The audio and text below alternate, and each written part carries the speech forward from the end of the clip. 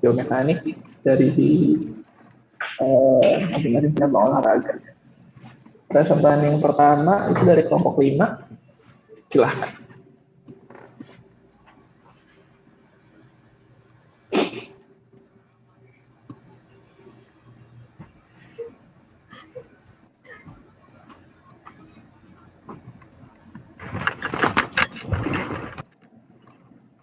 Baik Pak, sebentar ya Pak, dipersiapkan dulu.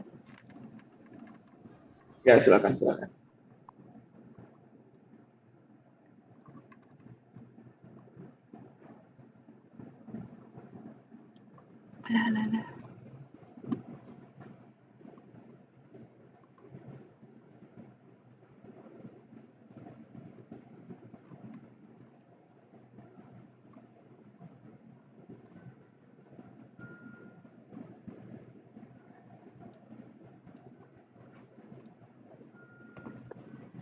Baik, Assalamualaikum warahmatullahi wabarakatuh.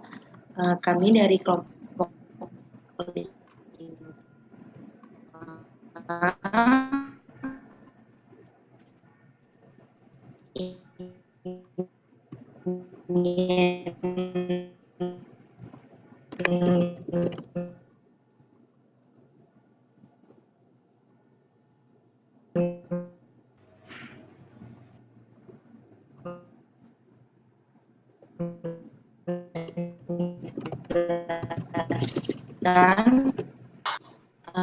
tentang diskusi kami yaitu performa.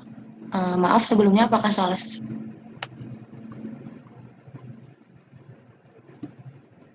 Putus-putus kayaknya ya.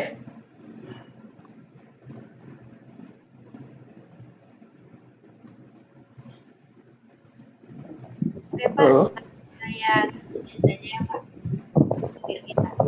Silakan. Coba di backup. Pak, saya share screen ya Pak.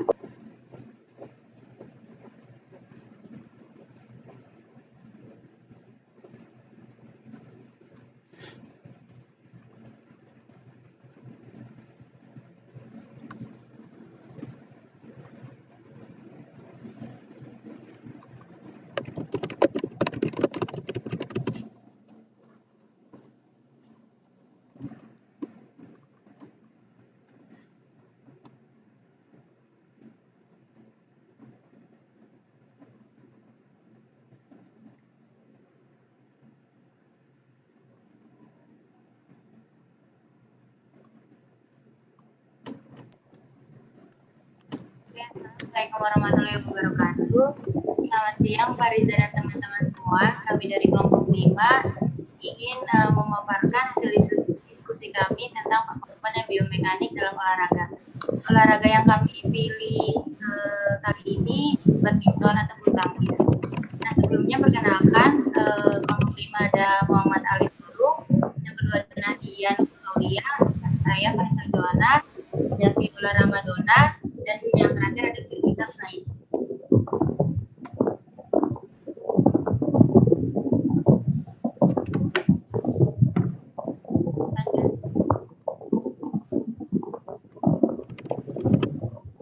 Untuk yang pertama, performa olahraga akan dijelaskan oleh Viola.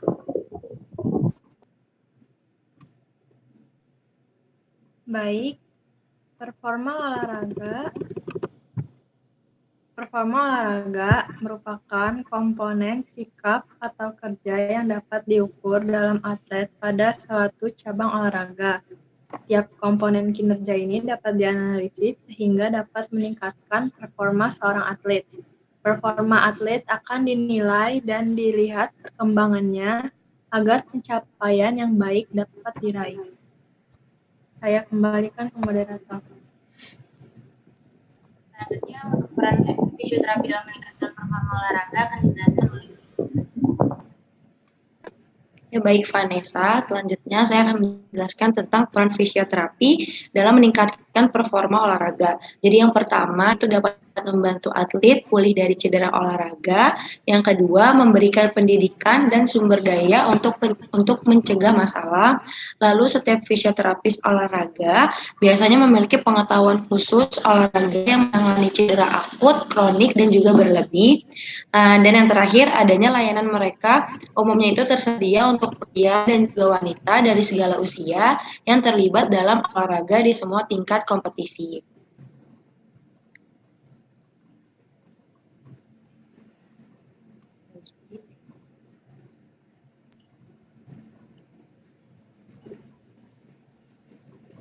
Next. Untuk cara meningkatkan performa pada bulu tangkis akan dijelaskan Selanjutnya, oleh Gita.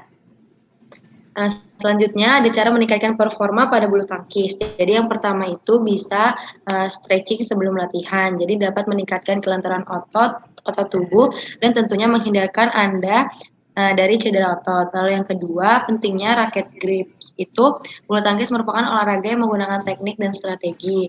Jadi jangan lupa untuk menambahkan grip raket ke grip karena bisa membantu menggenggam dengan lebih kuat.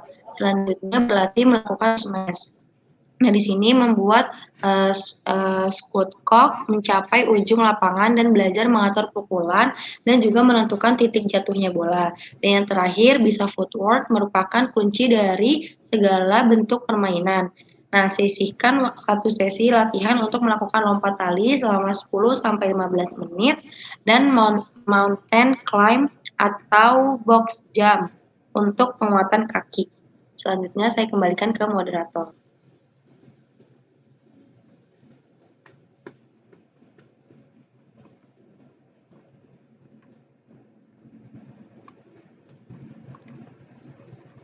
Next.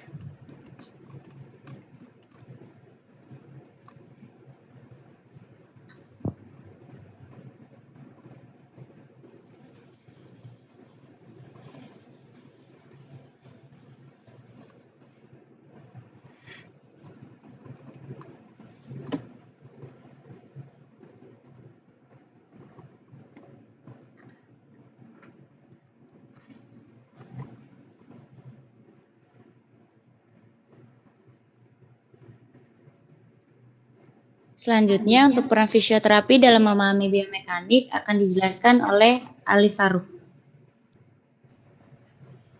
Nah, jadi peran fisioterapi dalam memahami biomekanik menurut kelompok kami itu, fisioterapis itu berperan penting dalam memahami urutan gerak, otot yang teraktivasi dalam setiap gerakannya, lalu pergerakan sendi yang terjadi dalam aktivitas atau gerakan pada setiap cabang olahraga.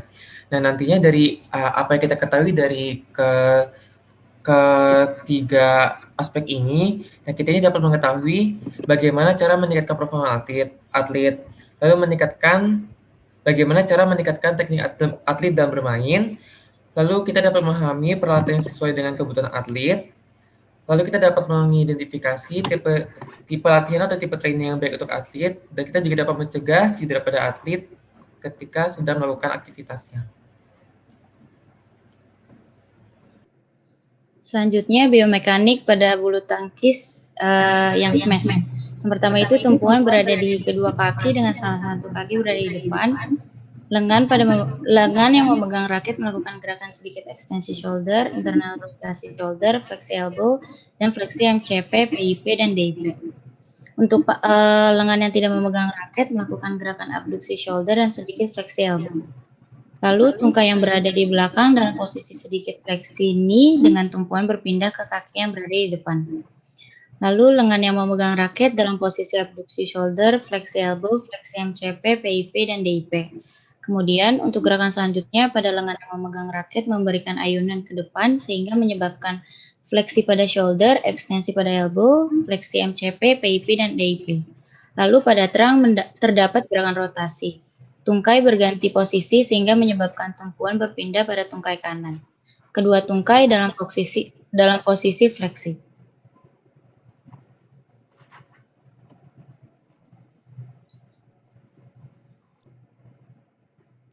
Oke, selanjutnya akan dibacakan oleh Nadia.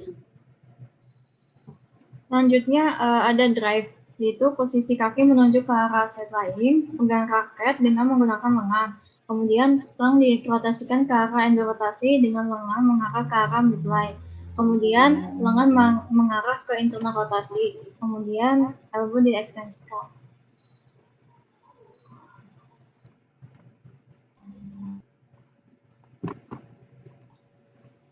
Selanjutnya akan dibacakan oleh Viola. Selanjutnya teknik drop shot.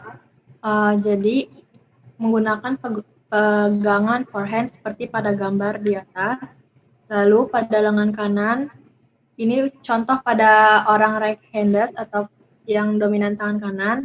Jadi pegang raket pada lengan kanan, fleksikan MCP, PIP, DIP untuk menggenggam raket, juga fleksi siku sekitar 70 derajat, eksorotasi dan abduksi bahu 45 derajat. Dan lengan kirinya abduksi bahu dan fleksi siku dengan tinggi sejajar dengan lengan kanan sebagai keseimbangan. Next. Kemudian tungkai kanan berada di belakang tungkai kiri bersamaan dengan badan atau terang rotasi dekstra. Lalu bahu kanan retraksi. Kemudian kakinya weight bearing pada tungkai kanan. Kemudian saat bolanya dekat, kemudian loncat. Kemudian saat lompat, terang hyperekstensi dan bahunya ditambah abduksi sehingga lengan berada di belakang kepala. Kemudian pukul bola, ekstensi siku, kemudian fleksi bahu. Saat memukul bola, lengan harus lurus, pukul dengan sentuhan halus. Bersamaan kaki mendarat di lantai, lalu kembalikan terang dan tungkai posisi semula. Saat memukul bola, lakukan transfer weight bearing dari tungkai kanan ke tungkai kiri. Posisi badan selalu berada di belakang bola.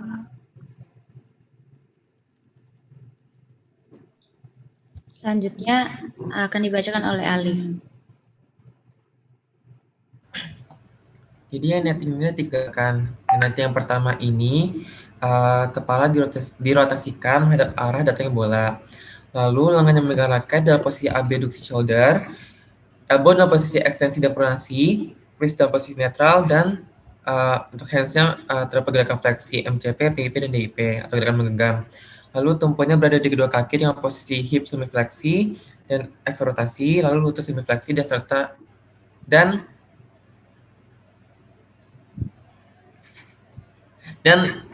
ankle-nya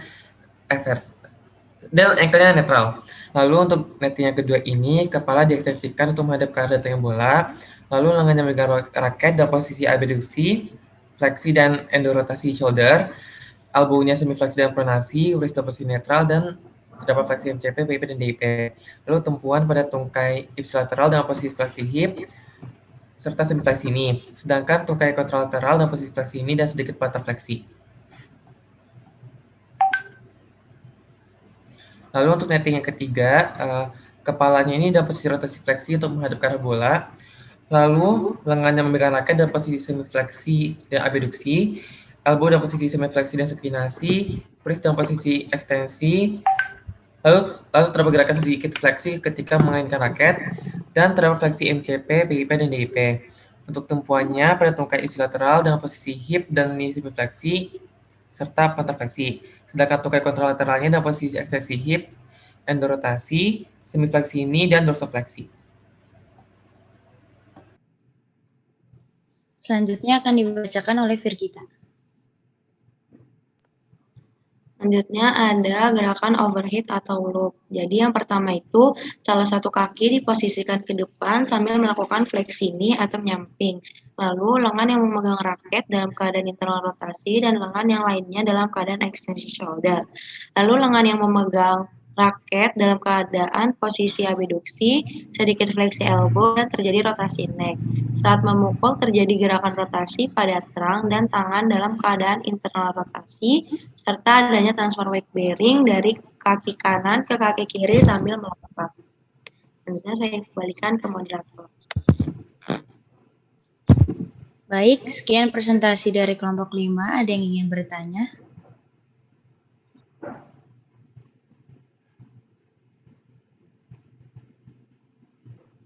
Silahkan dilanjutkan sesi tanya jawab aja. Ya, jadi tadi kelompok 5 udah menjelaskan tentang biomekanik bulu tangkis. Ada 5 gerakan utama ya. Ada smash, ada drop shot, ada netting, netting ketiga. ada overload juga gitu. Nah, silakan teman-teman yang lain ada yang mau ditanyakan atau diklarifikasi, monggo.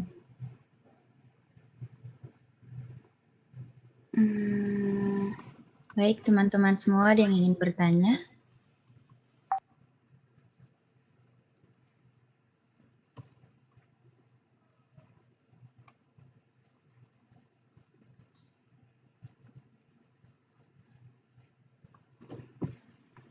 Oke, dari saya aja kalau gitu nih kelompok 5. Bisa ke slide footwork dan grip nggak?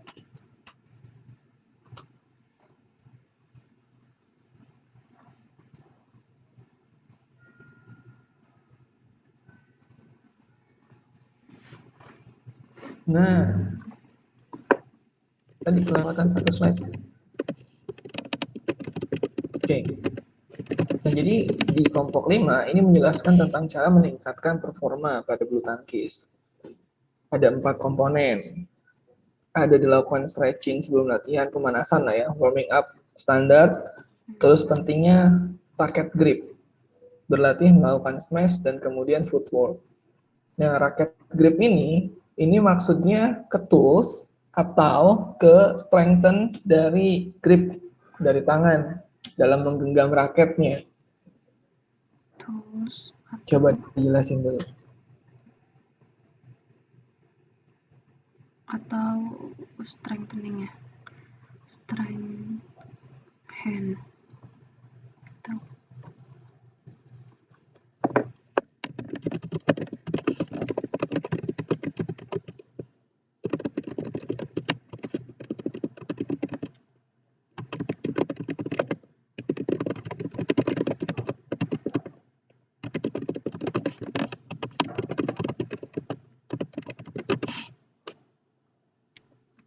Mana kelompok 5? Bisa dua-duanya nggak sih Pak? Terus kalau misalkan yang buat tools itu biar nggak licin gitu Pak.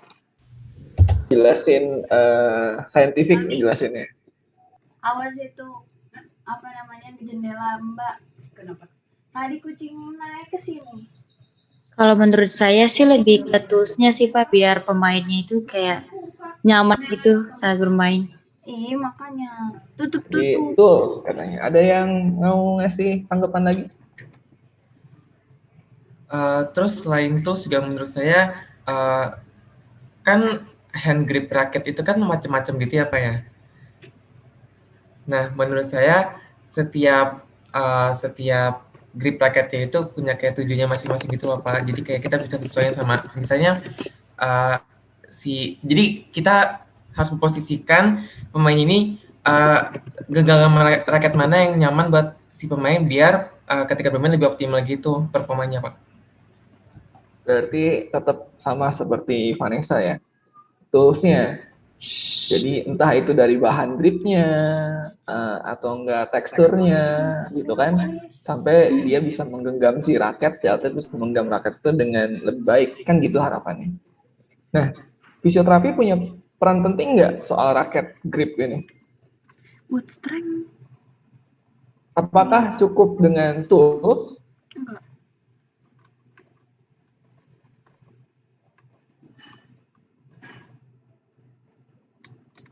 Enggak cukup.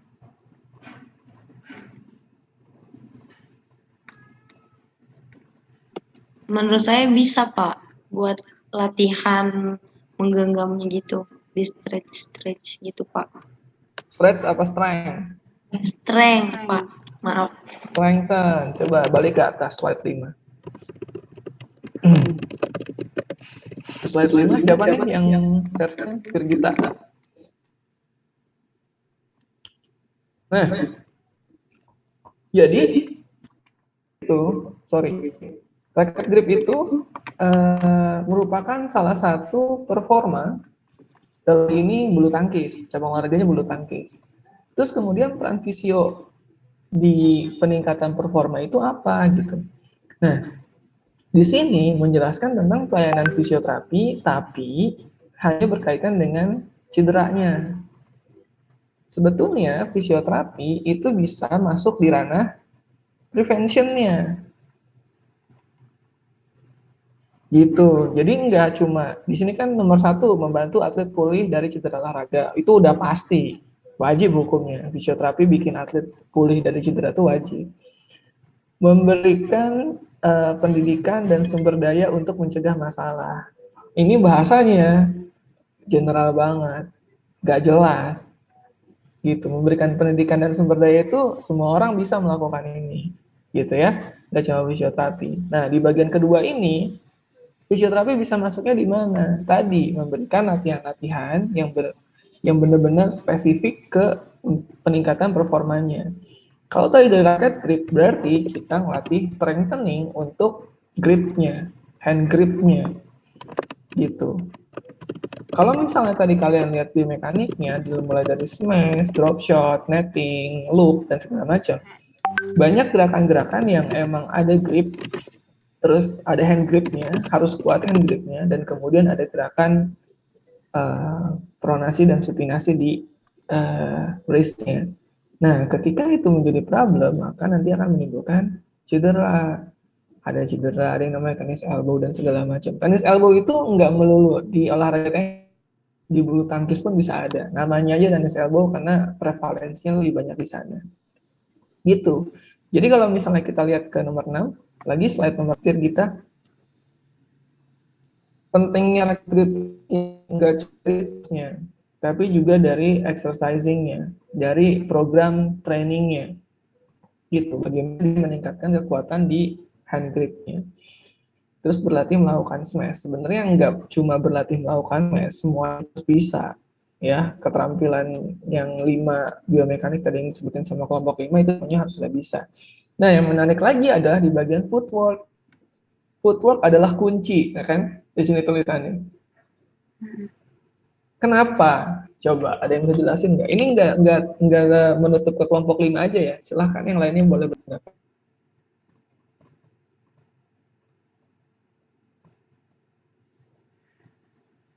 Karena dia kan mainnya kaki sama tangan, terus kaki kan dia jalan-jalan, terus kan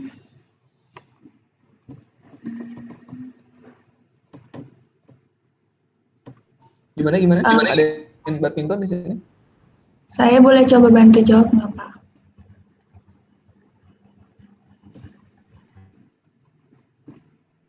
Silahkan.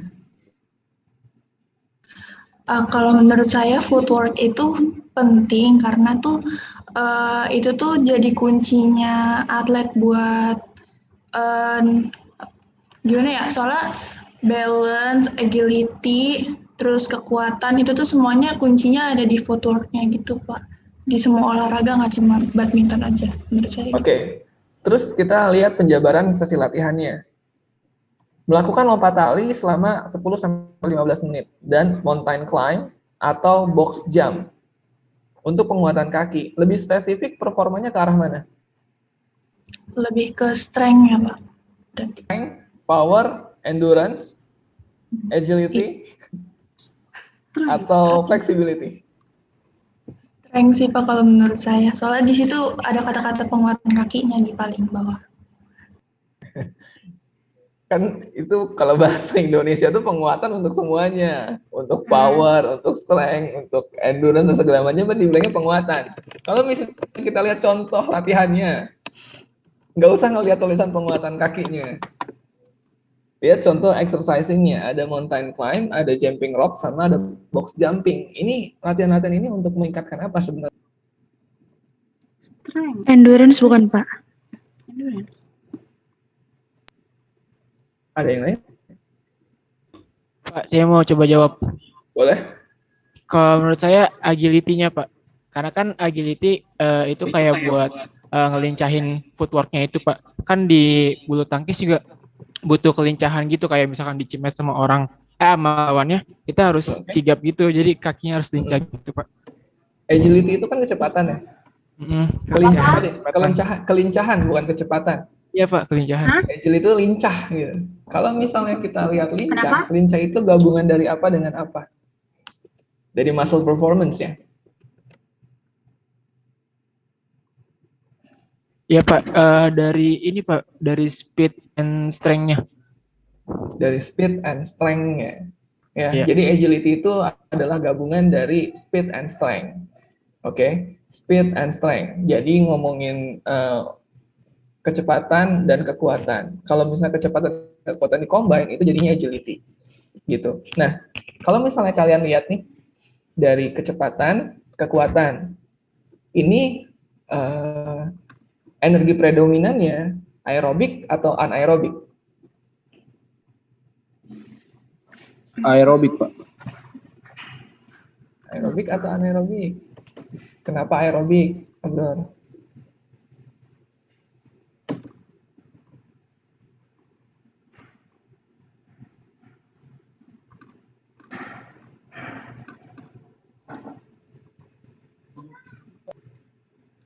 Pak, maaf Pak, ralat jawaban. Iya, silakan. Apa jawabannya? Itu Kenapa? kalau menurut saya itu anaerobik, Pak. Kalau ditanya kenapa anaerobik, karena kan tempo permainan bulu tangkis itu kan tidak stabil gitu kan Pak, naik turun. Dan kalau misalnya dalam keadaan tertentu kayak dia membutuhkan mobilitas yang cukup tinggi gitu, kayak langsung harus berpindah dan lain-lain, maka dia harus mengeluarkan power yang lebih banyak gitu, sehingga gerakannya anaerobik gitu Pak. Betul. Jadi semua cabang olahraga yang membutuhkan power dan agility dalam waktu yang tidak kita ketahui, itu kan kita nggak tahu kapan kita butuh power dan agility, ya nggak sih?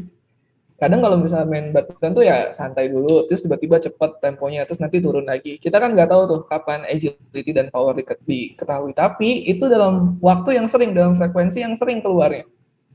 Jadi peningkatan tempo dan penurunan tempo itu cepat waktunya, ya kan? Kalau misalnya kita lihat di badminton. Nah, yang olahraga yang seperti itu, energi predominannya cenderung ke anaerobik. Anaerobik latihan-latihannya. Makanya ini lompat tali, mountain climb, box jump gitu. Jadi latihan-latihannya sifatnya juga meningkatkan power and strength. Latihan-latihannya anaerobik gitu. Karena secara keseluruhan olahraga badminton itu adalah olahraga anaerobik gitu. Ya? Ada pertanyaan lagi? Dari kelompok 5 gimana? Ada yang kurang jelas?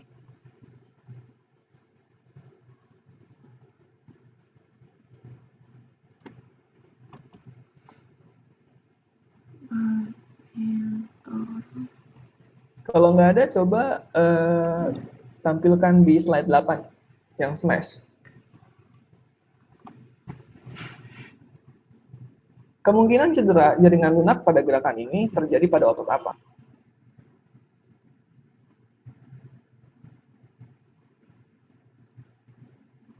Antara sini ini.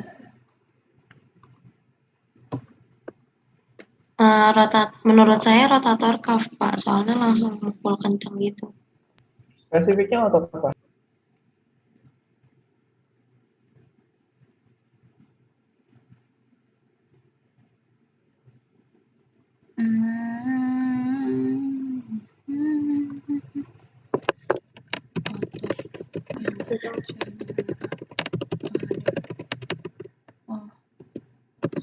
Apa?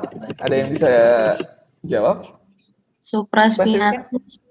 Supraspinatus karena menghasilkan gerakan apa tuh supraspinatus? Bentar, Pak.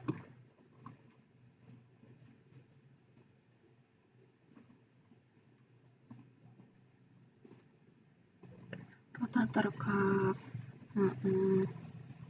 Terus Otot yang berfungsi untuk melakukan gerakan internal rotasi, otot apa?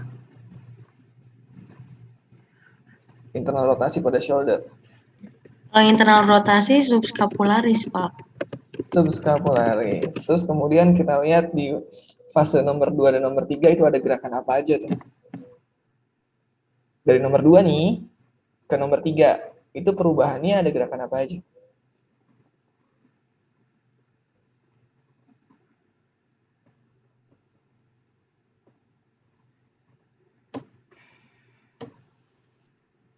Elbow fleksi. Dari internal ke abduksi, Pak. Ya, dari posisi eksternal rotasi, terus kemudian tiba-tiba ke internal dan aduksi. Ya kan? Berarti yang paling terdampak adalah internal rotator, yaitu subscapularis. Terus kemudian aduktornya, apa yang bakal kena di sini? Pectoralis mayor atau pectoralis minor?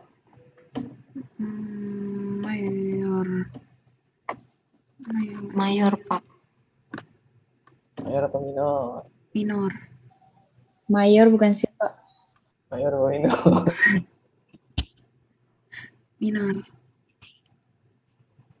Mayor. Yang akan terdampak langsung itu adalah pectoralis minornya dan Itu. subscapularis karena tendonnya itu bersilangan di persendian di shoulder.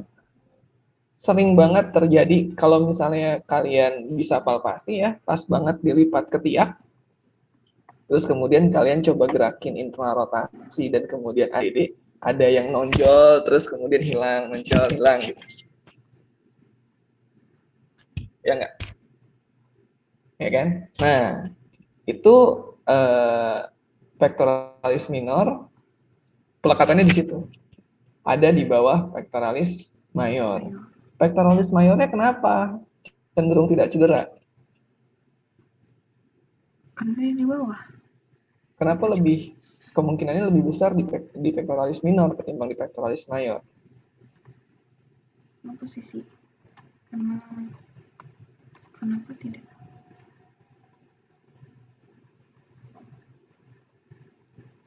Jorok. Karena yang minor lebih deep nggak sih, Pak? Lebih deep, betul. Terus?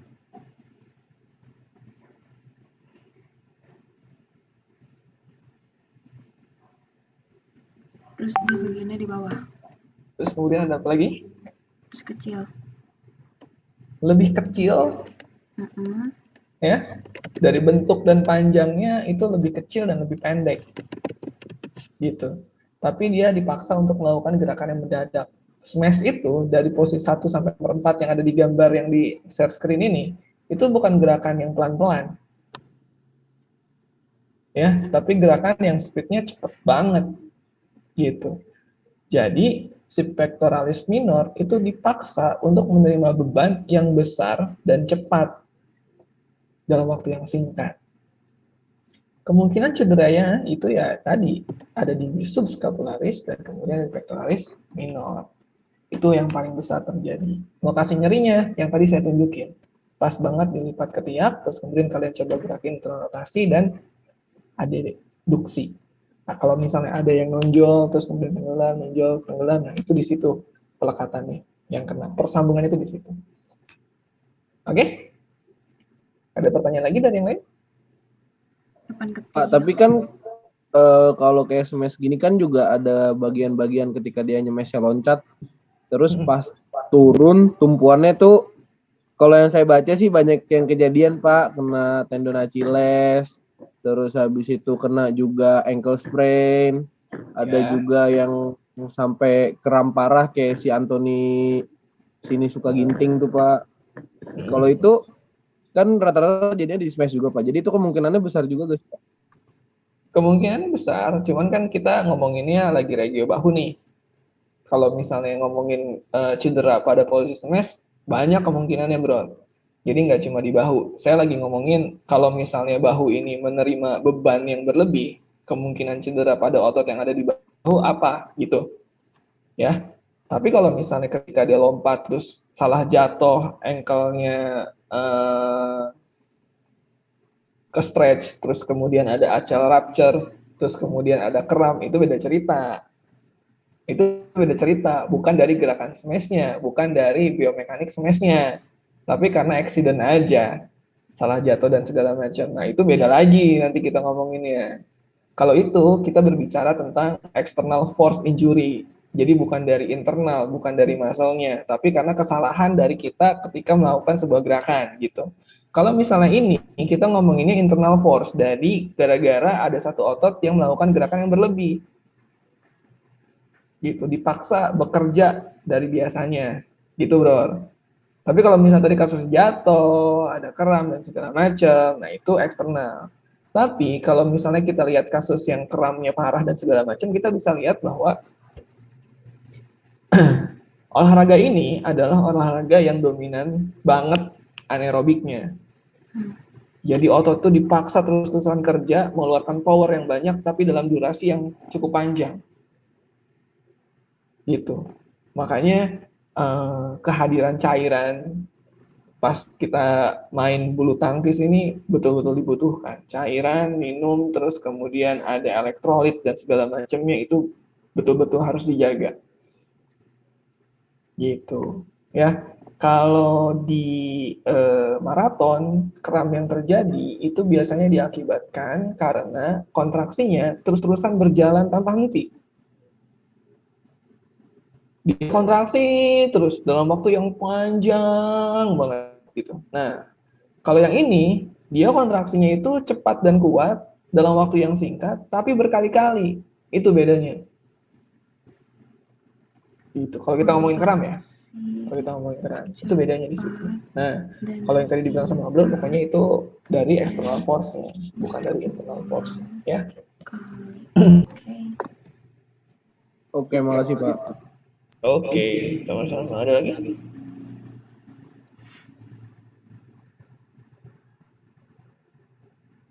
Slide 9.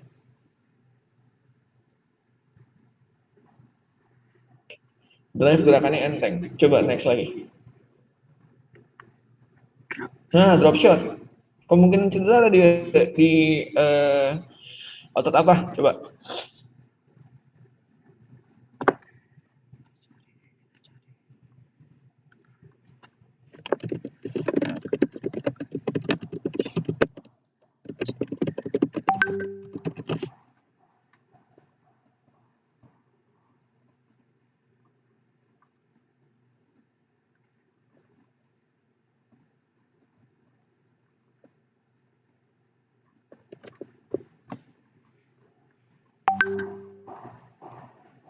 Drop shot. Ini enggak sih? Sini. Terus di situ. Gimana peragaannya, cukup membantu? Yuk, apa jawabannya?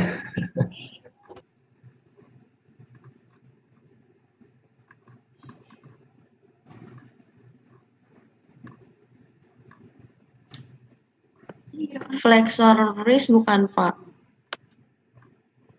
Ya, betul. Ada di flexor wrist. Jadi yang problemnya itu ada di wristnya. Yang kena itu flexor biasanya. Flexornya itu bisa yang nempel di radius maupun yang di ulna. Jadi tergantung dia dominannya pakai yang mana. Tapi keluhan yang banyak itu akan digerakkan fleksi. Next, coba di bawah ada lagi nggak?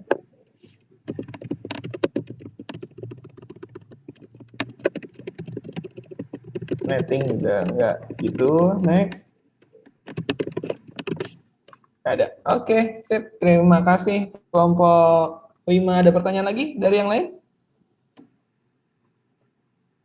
Nggak ada? Oke, kalau nggak ada kita langsung lanjut ke kelompok 1. Terima kasih kelompok 5.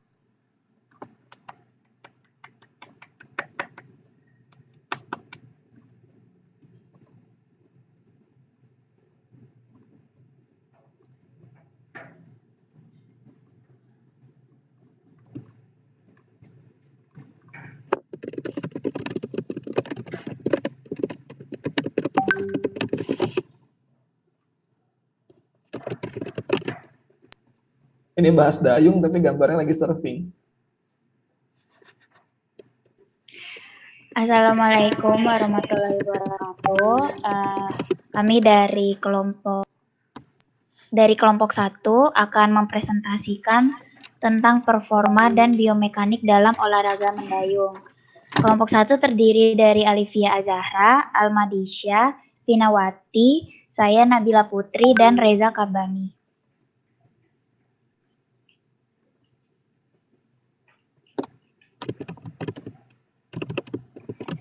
Di sini kami akan menjelaskan ada 4. Yang pertama itu definisi performa olahraga. Yang kedua itu peran fisioterapi olahraga dalam meningkatkan performa olahraga. Yang ketiga peran fisioterapi dalam memahami biomekanik olahraga mendayung.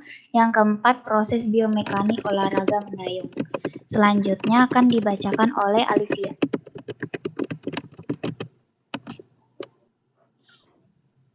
Untuk definisi performa olahraga, pertama performa itu artinya seberapa baik seseorang atau sesuatu dalam melakukan sebuah aktivitas atau pekerjaan tertentu.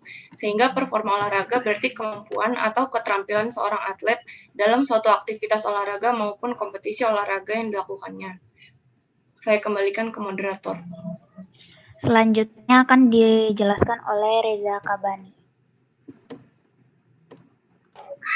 Oke, terima kasih moderator. Untuk peran fisioterapi olahraga dalam meningkatkan performa olahraga itu pertama ada membuat program-program latihan bagi para atlet yang mengalami cedera, lalu kedua ada membuat penilaian terhadap cedera-cedera yang telah terjadi, dan ketiga itu membuat program latihan yang spesifik sesuai dengan jenis olahraga, lalu keempat ini memberi masukan tentang asupan nutrisi yang dibutuhkan oleh para atlet. Saya kembalikan ke moderator. Selanjutnya akan dijelaskan oleh Vinawati. Selanjutnya yaitu peran fisioterapi dalam memahami biomekanik mendayung. Yang pertama itu untuk mengetahui sekuensi gerakan yang baik dan benar dalam mendayung. Kemudian berperan dalam peningkatan gerakan fungsional dalam aktivitas mendayung tanpa cedera, serta mengembalikan gerakan fungsional maksimal secara optimal akibat cedera. Kemudian untuk mencapai kecepatan mendayung yang diharapkan, fisioterapis memberikan program latihan berupa pelatihan beban, pelatihan daya tahan, circuit training, dan latihan skill untuk masalah endurance. Kemudian starting power dan acceleration power, serta latihan untuk penguatan core stability. Contoh latihan yang dapat diberikan yaitu latihan core stability. Saya kembalikan ke moderator. Selanjutnya ada proses biomekanik mendayung. Next.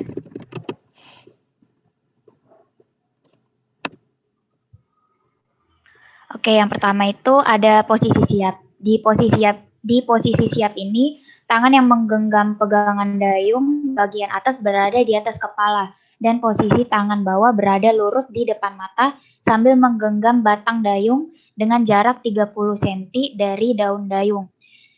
Saat itu juga posisi dayung tegak lurus di atas air serta posisi bahu dan pinggang condong ke depan dengan sedikit serong ke arah dalam atau berlawanan dengan bibir perahu.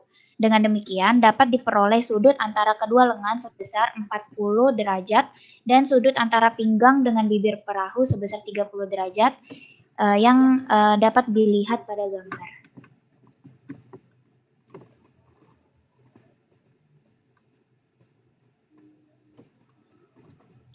Yang kedua itu ada posisi masuk. Jadi pada posisi masuk ini tangan atas tetap berada di atas kepala dan tangan bawah menjatuhkan daun dayung masuk ke dalam air. Posisi bahu dan pinggang masih tetap condong ke depan dan agak serong ke dalam. Dengan demikian diperoleh sudut antara kedua lengan sebesar 40 derajat. Selanjutnya akan dijelaskan oleh Almadisya. Apakah suara saya terdengar? Selanjutnya yaitu posisi kembali. Pada posisi ini, posisi lengan atas mengangkat dayung ke arah atas kembali ke posisi siap. Sedangkan lengan yang bawah menggiring daun dayung kembali ke arah depan seperti posisi siap dengan daun dayung berada di atas permukaan air. Lalu di saat yang bersamaan, bahu dan pinggang kembali condong ke arah depan dan serong ke arah dalam pada posisi siap. Sehingga diperoleh sudut lengan bawah sebesar 125,6 derajat. Bisa dilihat seperti gambar di samping. Selanjutnya,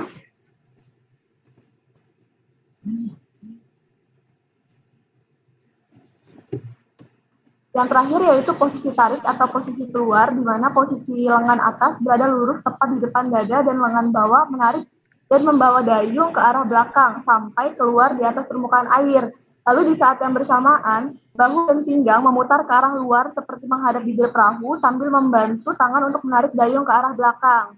Lalu sehingga terbentuklah sudut antara pinggang dengan bibir perahu sebesar 90 derajat dan sudut elbow pada lengan bawah sebesar 130,5 derajat seperti yang ada di pada gambar di samping. Saya kembalikan ke moderator.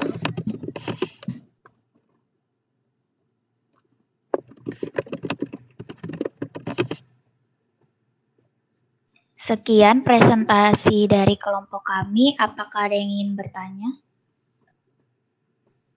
Yuk, silakan. Ada pertanyaan? Sambil menunggu pertanyaan, kelompok 1 boleh minta tolong cariin video tentang mendayung nggak? Ya, cariin dulu. Yuk, ada pertanyaan nggak? Apa otot yang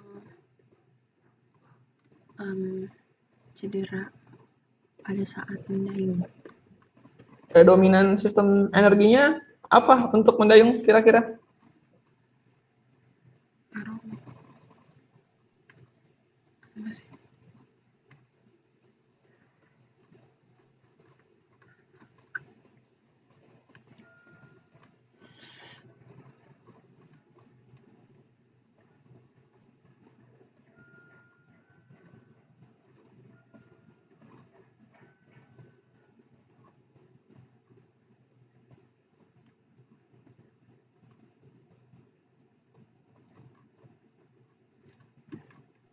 Aerobik, Pak.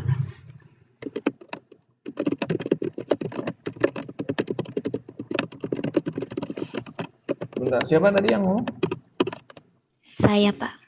Oke, sistem energi predominannya adalah aerobik. Betul, kenapa aerobik?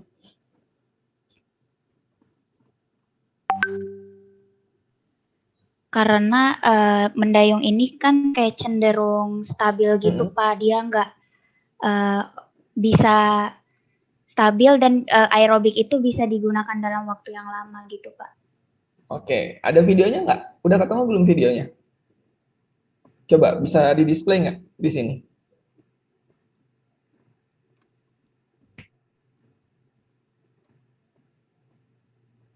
Oke, kita lihat videonya ya.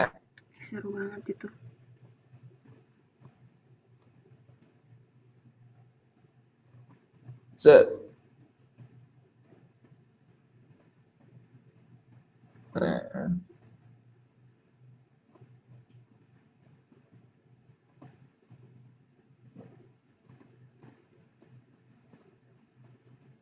Oke, kita sudah lihat videonya nih. Jadi, kalau misalnya mendayung ini, sistem energi predominannya adalah sistem aerobik. Kenapa aerobik? Karena dia cenderung bisa melakukan gerakan tersebut dalam waktu yang lama. Tapi, ada tapinya nih. Kenapa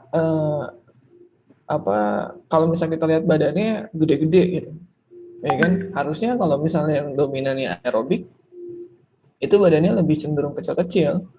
Jadi masalahnya itu ya terbentuk tapi nggak ada lemaknya gitu. Tapi kalau misalnya kita lihat di sini gede-gede semua tuh, besar semua gitu kan. Nah, ini terjadi karena dia membutuhkan strength juga. Ya, jadi kalau misalnya kita ngomongin olahraga, kita nggak bisa ngomongin, oh olahraga ini aerobik, olahraga ini anaerobik. Makanya tadi saya bilang dari awal itu predominan. Predominan itu sebagian besarnya apa? Predominan, selalu bilang predominan gitu. Ya, predominan itu maksudnya adalah sebagian besarnya pakai sistem apa? Kalau misalnya ini, yaitu tadi aerobik. Ya, waktunya panjang. Dia lintasannya itu ada beberapa kelas ya kalau nggak salah. Nah, kalau misalnya kita lihat gerakan yang ada di sini, kemungkinan cederanya itu apa? Yang paling gede di mana?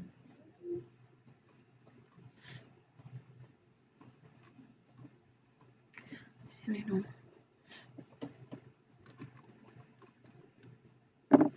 Di mana? Kemungkinan cedera paling besar? Di shoulder, Pak. Di shoulder? Yakin? Di punggung Coba gitu, bisa ditampilkan video yang lagi nyorot dari pinggir nggak, dari samping nggak? Gambar yang lagi dari samping. Ini kan jauh banget nih kelihatannya. Tadi ada tuh.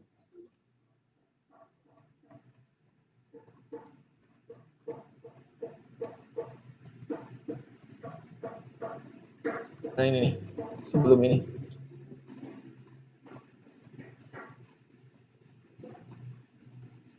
Nah ya, coba. Putus-putus ya, sayang banget. Nah lihat nih, justru enak kelihatannya kayak slow motion. Kemungkinan cederanya ada di mana? Di punggung. Di punggung. Paling besar tuh pasti di punggung, di area torakal. Terus kedua apa setelah di area torakal? Area apa lagi yang paling banyak? Tricep. Enggak sih. Ini. Tricep. Punggung bawahnya, Pak.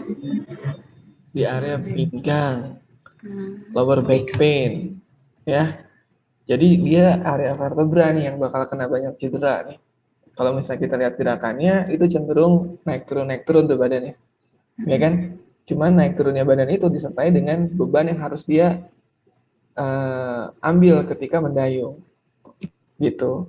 Jadi kemungkinan cedera terbesar itu adalah di area punggung sampai ke pinggang. Di area core spine ya pasti bakal nyeri dia, gitu ya. Jadi tolong diperhatikan juga gerakan-gerakannya. Sama kayak tadi misalnya pertanyaan Abro, apa iya cuma di punggung sama pinggang doang yang paling dominan cederanya? Enggak juga. Kalau misalnya external force kepukul misalnya sama dayungnya, nah itu bisa jadi cedera yang lain. Atau mau tenggelam gitu ke danau, drowning jadinya, itu jadi cedera yang lain. Ya, kita ngomonginnya dari sistem muskuloskeletalnya dulu. Oke? Ada pertanyaan lagi untuk kelompok 1? Oke, yang predominannya anaerobik udah, aerobik udah. Sekarang coba yang 4, kelompok 4. Terima kasih kelompok 1. Pak, izin share screen ya, Pak.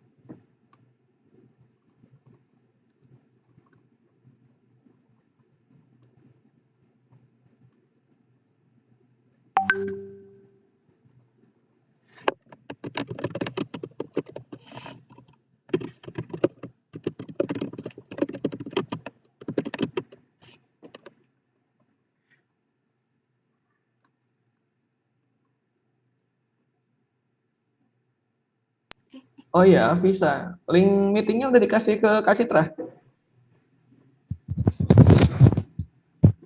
Baik, Kakak. Saya berikan. Oh belum, kasih dong. Katanya jam 2 kan mulainya. Bentar lagi nih coba. Sama. Oke, kelompok 4 silahkan.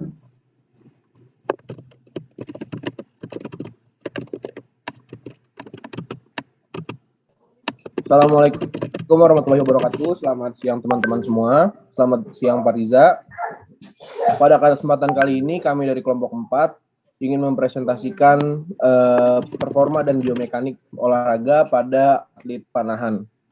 Pada olahraga panahan. Sebelumnya perkenalkan kelompok kami, ada saya sendiri Alabra Putra Pandita, ada Visa Herliani, ada Lulu Irba Lutfia, ada Nabila Nurawalia dan Yunita Rahayu. Next.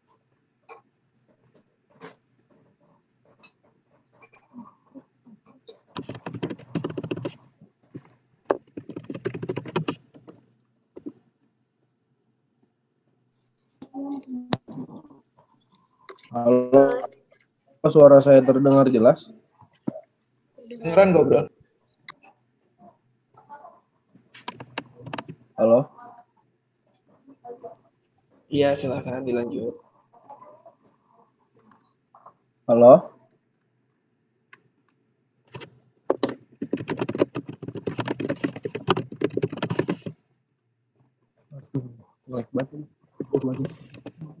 Halo, apa suara saya Kedengeran, Abdur? Silahkan dilanjutkan.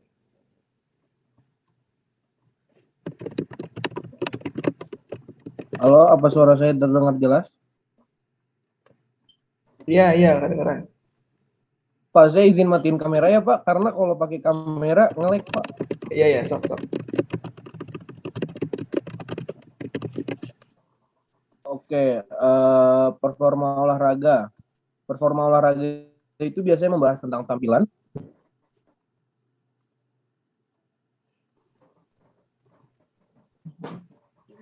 gerakan, dan proses berlatih untuk mencapai tujuan yang maksimal.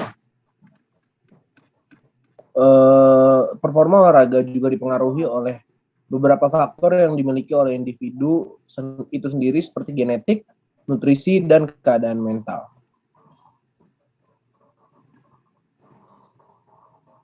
Next.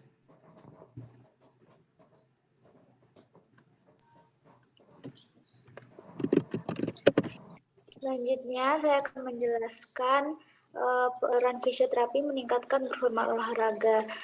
Yang pertama, memberikan program latihan kepada para atlet yang cedera, membantu meningkatkan kualitas hidup seseorang dengan membantu meningkatkan performa fisiknya dari kondisi cedera ke kondisi fisik yang sehat dan bugar kembali, kemudian meningkatkan gerak dan fungsi maksimal untuk melakukan aktivitas olahraga tanpa cedera, mengurangi risiko terjadinya cedera, mengembalikan gerak dan fungsi maksimal optimal akibat cedera olahraga, dan yang terakhir mengembangkan aktivitas olahraga sesuai dengan gerak maksimal dan kemampuan fungsional.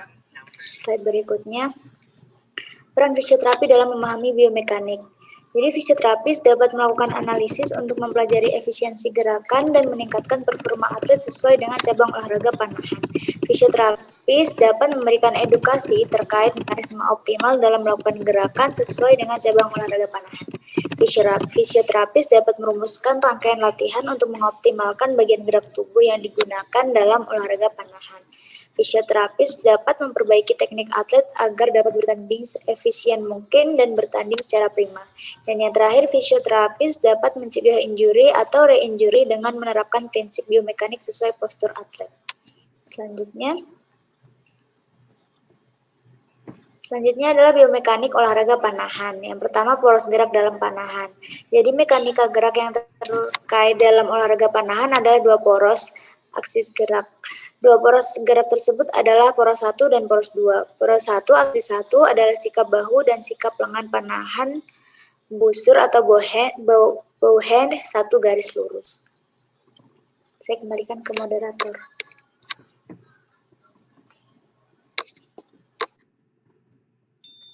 Baiklah, selanjutnya yaitu ada poros 2 atau biasa disebut dengan aksis 2, yaitu merupakan posisi panah dan lengan penarik, ya, atau biasa disebut juga dengan draw hand, yaitu terletak pada satu garis lurus. Selanjutnya, yaitu secara garis besarnya teknik memanah terbagi dalam 9 langkah. Yang pertama itu ada stance atau posisi sikapnya itu berdiri. Lalu yang kedua ada knocking, yaitu memasang anak panah pada tali string. Lalu yang ketiga ada hooking and gripping, yaitu menyiapkan jari penarik dan posisi grip. Yang keempat itu ada pre-draw, yaitu pratarikan. Yang kelima itu ada drawing, yaitu tarikannya dengan penuh. Yang keenam itu ada anchoring, yaitu menjangkarkan tangan penarik pada posisi di bawah dagu pemanah. Lalu yang ketujuh itu ada aiming and expansion, yaitu membidik ke arah sasaran. Yang ke-8 itu ada release, yaitu melepaskan tali dan panah. Yang ke-9 itu ada follow track, yaitu gerak lanjutan.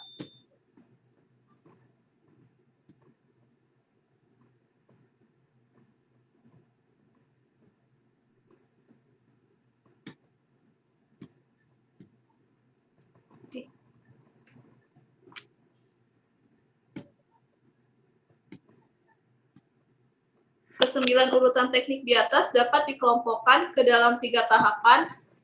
Urutan yaitu terdiri dari tahap pertama, terdiri dari stand, sikap berdiri, terus ada knocking, yaitu memasang anak panah, lalu ada hooking and gripping, yaitu menyiapkan jari penarik dan posisi grip, dan ada mindset atau konsentrasi ke arah sasaran. Yang kedua ada tahap 2, terdiri dari setup, yaitu pratarikan, dan ada drawing, tarikan penuh, terus ada anchoring, yaitu menjangkarkan tangan penarik, lalu ada loading atau transfer to holding, transfer tenaga tarikan. Lalu yang ketiga ada tahap 3, terdiri dari aiming and expansion, yaitu membidik, lalu ada release atau melepaskan tali atau panah, lalu ada follow track, yaitu gerak lanjutan, dan ada feedback atau umpan balik. Untuk posisi yang pertama yaitu ada stance atau sikap atau posisi berdiri. Sikap atau posisi berdiri yaitu berdiri dengan posisi kaki terbuka atau open stance dengan membuka posisi kaki di bagian kiri kira-kira 30-40 derajat dengan pembagian berat badan 60-70% pada bagian tumit dan 40-30% pada kaki bagian depan. Lalu jarak antara kedua kaki harus lebar bahu dan ujung kaki harus menyentuh garis hayal di bagian tengah sasaran target dan pastikan kedua lutut dalam kondisi rileks atau tidak tegang. Selanjutnya ada knocking. Knocking merupakan gerakan menempatkan atau memasukkan ekor panah ke tempat anak panah atau knocking point pada tali dan menempatkan gandar atau shaft pada sandaran panah atau arrow rest. Kemudian diikuti dengan menempatkan jari-jari penarik pada tali dan siap menarik tali. Posisi awal bahu sedikit diprotraksikan dengan posisi miring, yaitu dextra lebih tinggi dibanding sinistra, lalu shoulder sinistra sedikit difleksikan, dan jari-jari difleksikan untuk menggenggam busur. Lalu elbow dextra sedikit difleksikan, sedangkan elbow sinistra diekstensikan. Lalu posisi wrist dextra sedikit ekstensi dan deviasi ulnar. Dan wrist sinistra lurus, jari-jari tangan difleksikan untuk menggenggam busur dan menempatkan anak panah pada busur. Selanjutnya ada hooking and gripping the bow, yaitu merupakan gerakan memanah yang dilakukan setelah anak panah atau knocking point terpasang dengan benar. Tali harus diposisikan pada ruas jari paling akhir, di mana dalam pengambilan posisi tidak boleh terlalu dalam ataupun terlalu keluar. Posisi pada saat letting the bow itu yaitu kedua bahu diposisikan sejajar, kedua bahu diabduksikan dengan bahu sebelah dextra lebih tinggi dibanding bahu sebelah sinistra. Bahu sinistra diabduksikan setinggi 90 derajat.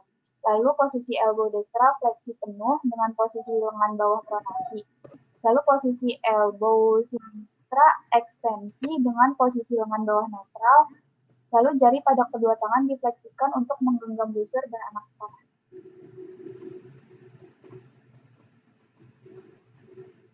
Selanjutnya adalah setup. Setup di sini adalah gerakan mengangkat lengan panahan busur.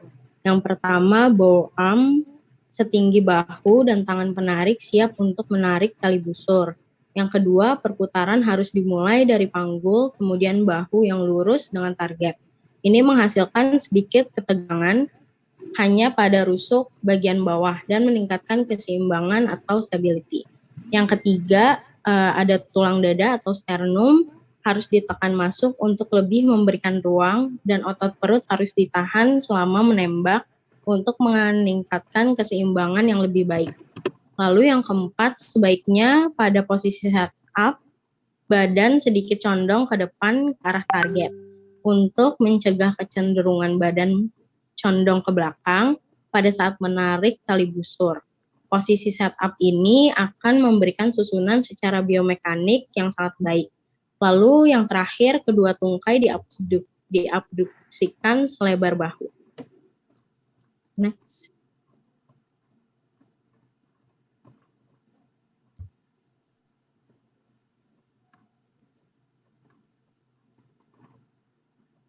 Selanjutnya adalah drawing. Drawing ini adalah gerakan menarik tali busur atau string pada posisi pre-draw atau pratarikan. Kemudian dilanjutkan dengan menarik tali busur tersebut atau string sampai menyentuh bagian hidung, dagu, dan bibir. Setelah tali busur ditarik penuh, kemudian dilanjutkan dengan menjangkarkan atau anchoring tangan penarik tali di bawah dagu. Beberapa hal yang perlu diperhatikan pada posisi ini adalah yang pertama, tarik lurus sesuai dengan lintasan tali hingga menyentuh dagu dari sikap setup. Sekitar 2-3 inci di bawah anchor point, pastikan saat menarik serileks mungkin hingga gerakan menembak. Lalu yang kedua, angle atau sudut lengan dextra bagian posterior harus stabil dengan memutar tangan saat melakukan drawing. Karena memutar tangan bisa menyebabkan puntiran tali atau torque menjadi lebar. Yang ketiga, dua hal yang perlu diperhatikan yakni lengan penarik, dan jari penarik. Kedua hal ini harus dilakukan optimal saat melakukan penarikan. Jika tidak, akan menyebabkan jari-jari tangan lemas. Lalu yang keempat, saat melakukan drawing, pasir harus tepat berada di atas pusat garis horizontal. Ini bertujuan untuk menaikkan lengan panahan busur sebagai tanda bidikan. Lalu yang kelima, saat melakukan penarikan busur, bahu tetap berada pada posisinya, tidak terlalu rendah maupun menonjol. Yang keenam, saat lengan tahan busur diluruskan, akan tampak berbentuk huruf V di ujung bahu. Hal ini dapat terbentuk jika otot tricep pada lengan panahan busur harus kuat agar membantu bow shoulder tidak menonjol. Yang terakhir, gunakan otot-otot belakang bahu untuk menarik tali busur. Otot tersebut adalah musculus deltoideus posterior, musculus teres major, musculus rhomboideus major, dan musculus trapezius. Next. Dan yang terakhir ada anchoring. Anchoring adalah gerakan menjangkar tangan penarik pada bagian bahu. Yang pertama, bahu dekstra dibawa ke arah posterior, seperti gerakan retraksi, dan sedikit lebih diekstensikan. Lalu pandangan lebih difokuskan pada arah target. Selanjutnya akan dilanjutkan oleh Alabra.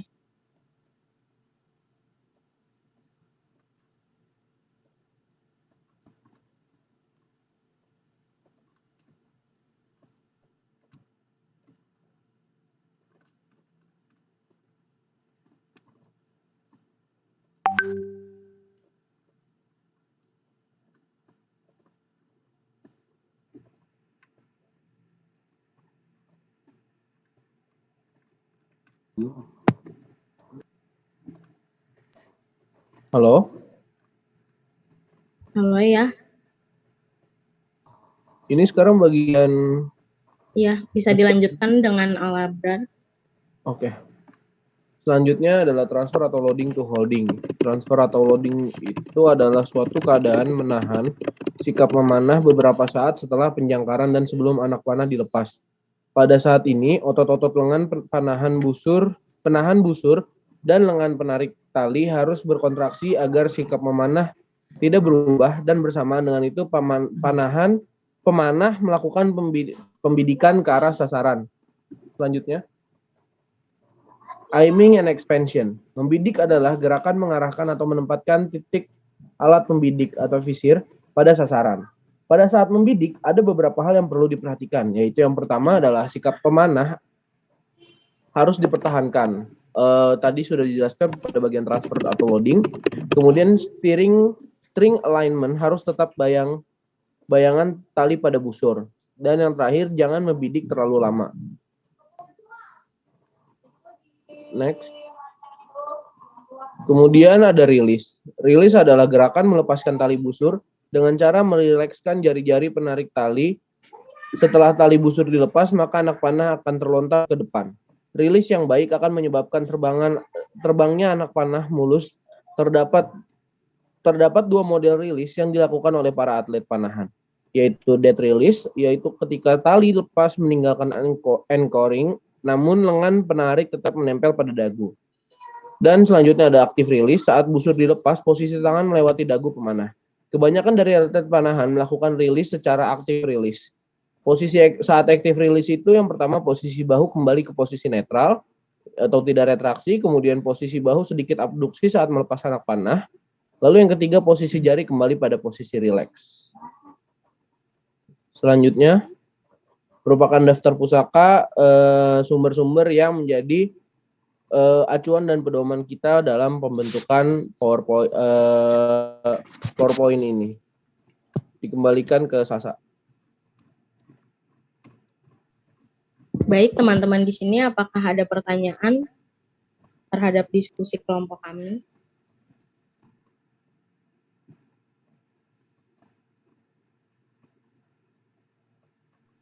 Silakan, ada pertanyaan? Energi predominan apa untuk olahraga panahan? Aerobik bukan, Pak? Tapi enggak butuh cairan. Apa energi predominannya? Enggak dong. Aerobik bukan, Pak? Aerobik, betul. Jenis kontraksi terbanyak pada olahraga ini.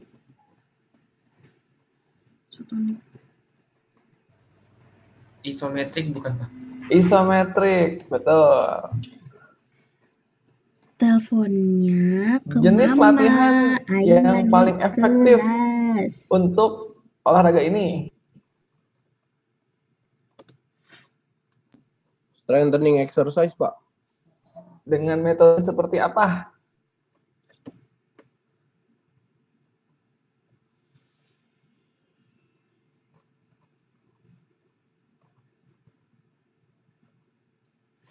Strengthening bahu. Apa? Gimana metodenya? Strengthening, betul.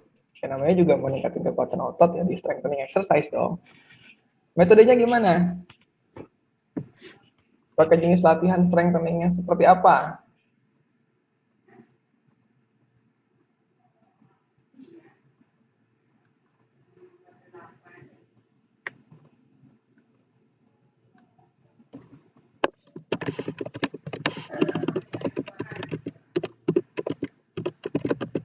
Metode high intensity low repetisi atau low intensity high repetisi.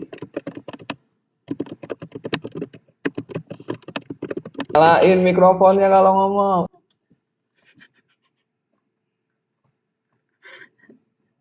Low intensity. Enggak sih? Yang mana?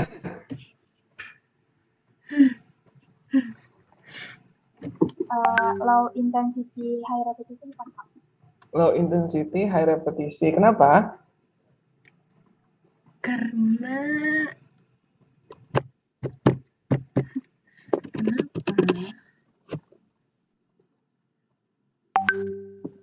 Kalau misalnya isometrik, kondisi ototnya berkontraksi apa tidak?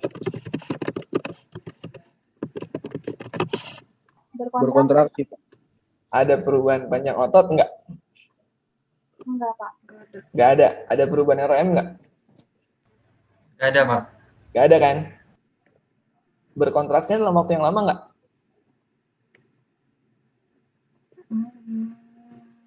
Dalam durasi yang lama enggak dalam olahraga panahan? Isometriknya panjang nggak sih? Terutama ketika dia narik dan membidik. iya. Lumayan panjang, Pak. Panjang. Panjang waktunya. Ya. Ketika low intensity high repetisi, kontraksi ototnya dipertahankan tidak dalam waktu yang lama? Enggak, Pak. Enggak. Kontraksi ototnya itu akan tercapai full ROM dalam waktu yang singkat.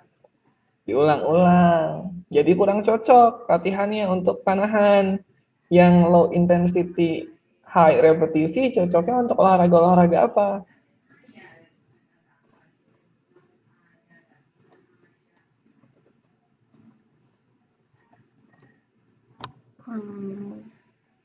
Olahraga-olahraga yang bersifat long duration. Long duration. Apakah panahan merupakan salah satu olahraga yang long duration? Enggak, Pak. Enggak. Jadi yang paling cocok itu adalah yang high intensity, low repetisi. Dengan kondisi yang high intensity, kontraksi otot itu akan dipertahankan dalam waktu yang lama. Kenapa? Karena dia harus melakukan gerakan tersebut full ROM. Itu yang paling pertama. Jadi kontraksi ototnya akan terus ada tuh. Nggak cepat selesai tugasnya. Iya kan? Makanya itu yang paling diutamakan untuk latihan-latihan si isometrik ini. Terus kemudian tadi ada statement dari Abror terakhir itu, jangan membidik terlalu lama. Kenapa?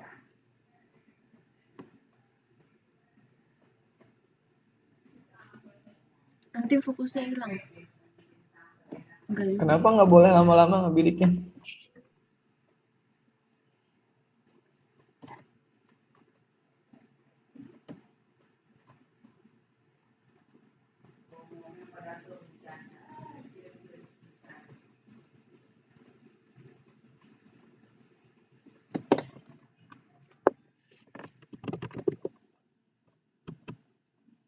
Kenapa? Kram. Kalian di sekitar kalian ada botol ukuran 1 liter nggak? Nggak ada ya? Kalau misalnya kalian ngangkat nih, flexi shoulder, ngangkat botolnya, 90 derajat aja flexi shouldernya. Tapi dipertahankan dalam waktu yang lama, gitu ya. Anggaplah itu beban yang berat. Berat. Hal pertama yang terjadi adalah Kram. Pegel, Pak. Pegel. selain Gemeteran, itu, Pak. gemeteran atau tremor, itu yang dicegah. Jangan sampai ada tremor. Ketika tremor itu akan mengacaukan bidikannya. Makanya di atlet-atlet panahan itu paling dijaga banget doping-doping yang sifatnya anti apa?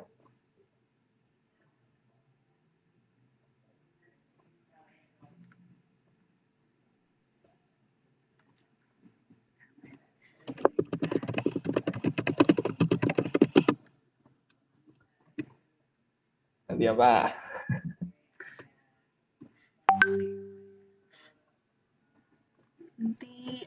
Anti. Oh, tremor. Sebut dulu.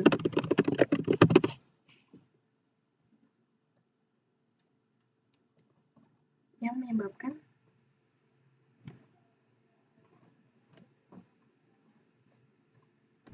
Pak, mungkin dopingnya yang nggak bikin dia deg-degan, jadi dia nggak tremor.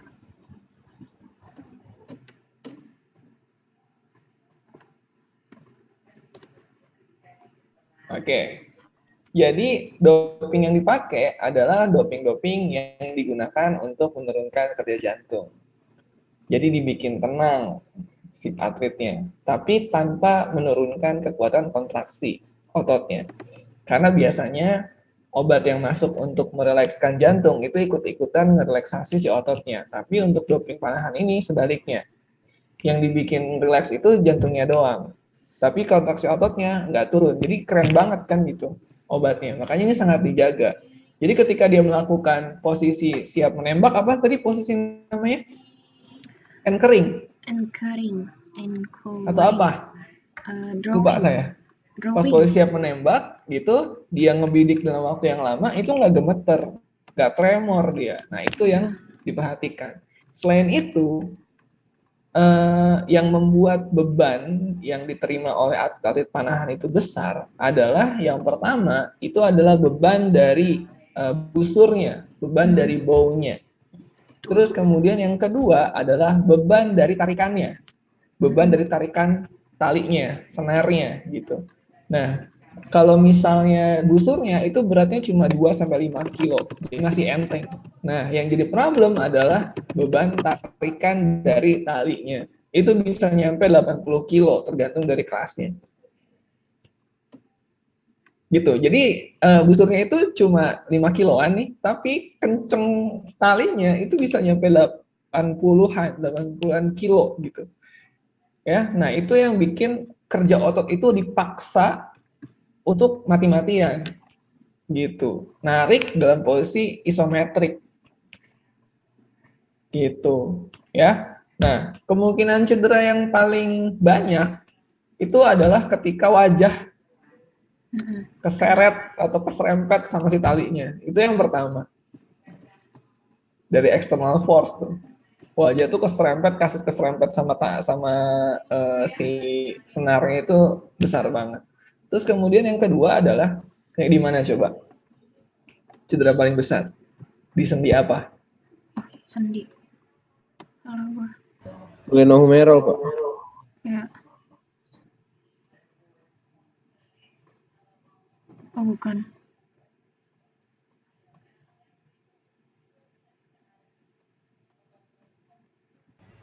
Bapak masih di mute, Pak.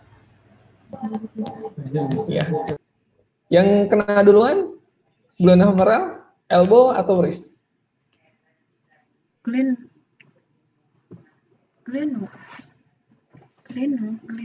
Yang pelekatan otot yang paling minimal itu di mana? Pelekatan otot paling minimal, wrist.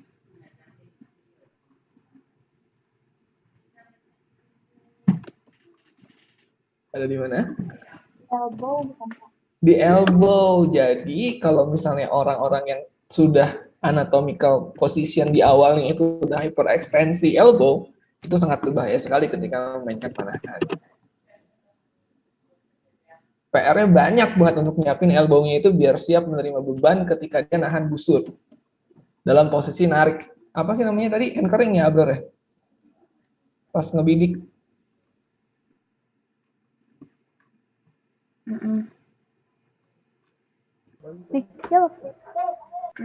Pas posisi setup itu beban yang diterima paling besar itu adalah di elbow-nya. Gitu. Dari setup menuju ke drawing. Karena elbow itu sendi yang pelekatan ototnya itu sedikit ketimbang wrist sama shoulder.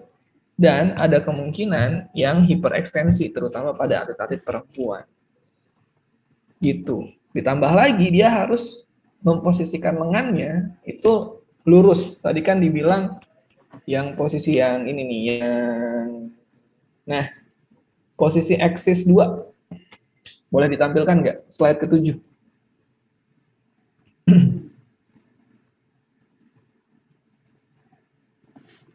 Nah, ini. Dari wrist, elbow, sampai ke shoulder, ya, sampai elbow ke sisi satunya, itu dia harus tegak lurus. Kalau misalnya atlet itu udah ada hiperekstensi di elbow-nya, ini akan menjadi problem yang sangat besar. Kita harus benahin dulu si elbow-nya ini. Kita harus kuatin dulu otot-otot yang ada di arm-nya. Gitu.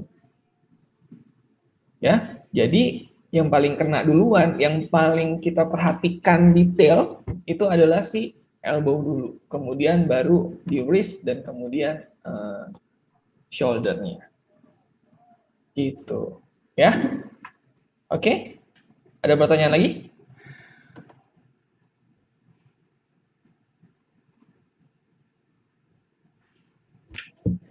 Ada pertanyaan? Pak, saya mau bertanya. Boleh. Kenapa saat memanah kan ditarik itu, Pak. Terus kenapa pas narik itu kayak harus nempel di sini gitu, Pak? Kelompok 4 Boleh aja izin yang jawab nggak, Pak? Ya, boleh, silakan. Iya, kalau misalnya kenapa harus ditempelin itu, soal kalau itu sih perihal akurasi aja sih, karena kan kalau misalnya di alat atau tools panahan yang profesional itu kan memang ada bentuk kerannya tuh. Nah, kalau misalnya nggak dideketin, bisa jadi nanti aim-nya itu mindset. Kenapa dideketin? Supaya aim-nya itu benar tepat gitu. Panahan juga tuh harus memperhatikan arah angin gitu kan. Jadi di bagian ujung hilang. Ada, halo, soalnya nggak ada ya, maaf ya. Iya, iya. Skip tadi sedikit. Di ujung apa?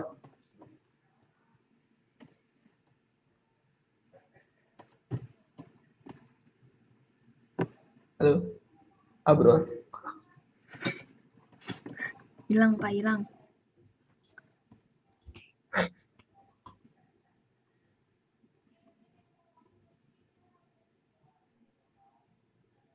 Kelompok 4 yang lain mungkin bisa bantuin melengkapi.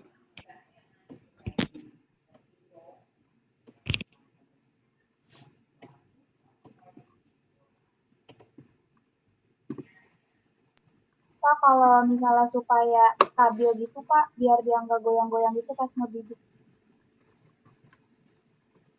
Oke.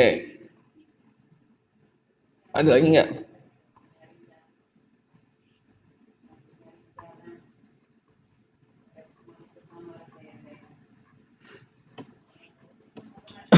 Jadi kenapa harus ditempelin? Yang pertama tadi dibilang sama Abror itu tentang arah bidikan. Ya, arah bidikan. Jadi antara mata, busur, dan kemudian targetnya itu harus satu arah. Kalau misalnya nggak ditempelin banget ke muka, ya di bagian lateral itu bisa mengganggu aimingnya. Terus kemudian yang berikutnya adalah tentang stabilisasi. Semakin rapat terhadap beban ke tubuh, itu semakin stabil dia. Makanya ketika kita melakukan latihan atau memberikan latihan ke pasien, saya selalu bilang kan, area yang diterapi harus dekat dengan tubuh terapisnya. Karena semakin dekat dengan tubuh terapisnya, itu akan menjadi lebih ringan. Sama dengan panahan. Semakin dekat terhadap porosnya, terhadap poros tubuh si atletnya, itu akan menjadi semakin ringan, akan menjadi lebih stabil. Gitu. Jadi tentang stability, betul. Tadi dibilang sama lu, tentang aiming juga betul. Tadi yang dibilang sama si Abro. Gitu, Gita. Ya. Baik Pak, terima kasih. Oke, wah sudah 2:30 ternyata. Ada pertanyaan lagi? Oke, kalau nggak ada, untuk minggu depan kita akan bahas tentang cedera jaringan lunak dan bagaimana cara menanganinya. Nanti skema perkuliahannya akan kita buat seperti ini lagi, sampai nanti akan saya coba, mungkin minggu depannya lagi, kita bedah pemeriksaan di setiap regio dari mulai shoulder sampai ankle. Untuk minggu depan, kalian bikin materi presentasi tentang yang pertama adalah definisi cedera olahraga. Terus kemudian grading dari severity-nya. Ya, dari tingkat keparahannya. Terus kalian juga harus membahas tentang stage dari tissue healing.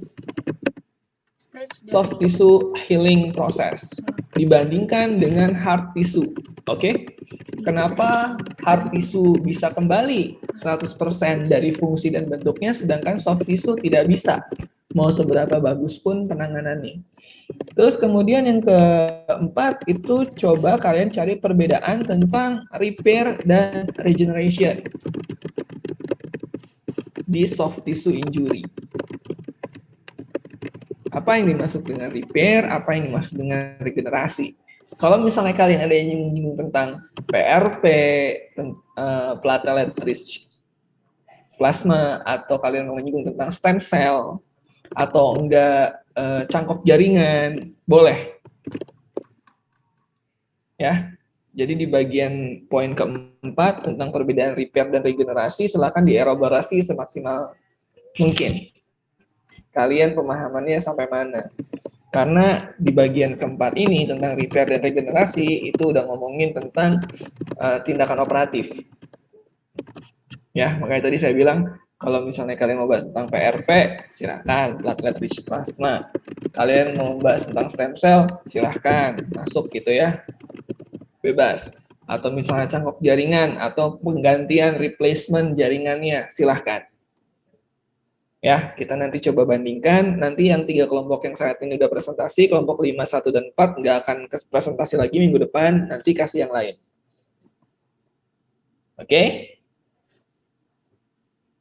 Ada pertanyaan untuk minggu depan?